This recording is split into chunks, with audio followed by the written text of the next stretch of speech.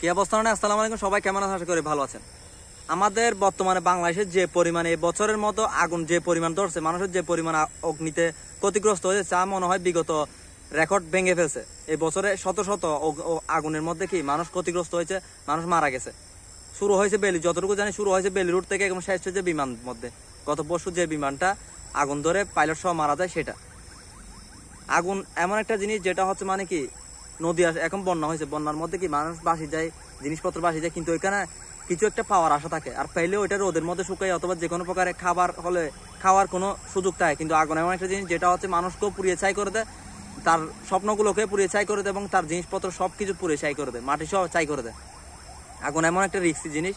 তো গত পরশু যে ঘটনা রেকর্ড আমার চট্টগ্রামে একটা যুদ্ধ বিমান, যেটা হচ্ছে আপনারা রীতিমতো সবাই জানেন, হ্যাঁ, যুদ্ধ বিমান যেটা হচ্ছে অ্যাক্সিডেন্ট হয়, পিছনে আগুন ধরে যায়। তো এখন আগুন ধরছে, ওইটা বড় বিষয় না, অ্যাক্সিডেন্ট হবে এরকম হয়। তো এখন বড় বিষয় হচ্ছে দক্ষতার বিষয়টা, দেশপ্রেমিকের বিষয়টা। হ্যাঁ, এখানে যে পাইলটটি ছিল সে আগুন ধরার পরও ওখানে কন্ট্রাক্টের সাথে তাদের সাথে কন্ট্রাক্টে কথা বলতেছে এরকম, তারপরও তার যতটুকু চেষ্টা করছে সেগুলো অধিক। এই মানুষটা বড় বিষয় হচ্ছে সে মানুষটা জানে যে মানে কি এখানে চট্টগ্রামের আশেপাশে তেল, তারপর হচ্ছে বন্দর, তারপর হচ্ছে এরকম নানান ধরনের রাসায়নিক তৈরি তেল জাতীয় জিনিস এসব কিছু থাকার কারণে তারা এসব কিছু আছে বিদায় সে যতটুকু আইডিয়া আছে সেজন্য সে মানে এগুলো থেকে দূরে রাখার জন্য তার প্লেনটাকে কি সে কন্ট্রোল করছে বিগত কয়েক রাউন্ড দেওয়ার পর।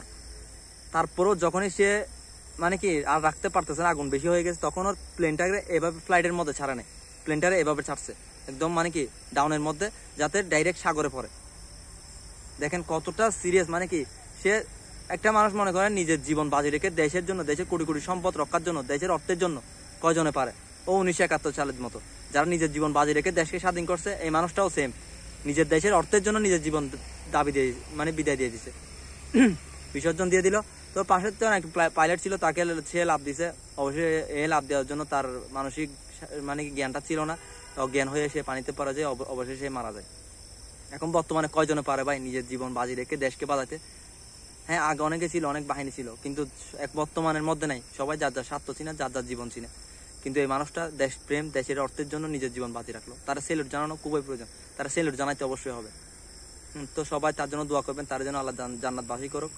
হ্যাঁ, সবাই তার জন্য দোয়া করবেন। ধন্যবাদ। আসসালামু আলাইকুম।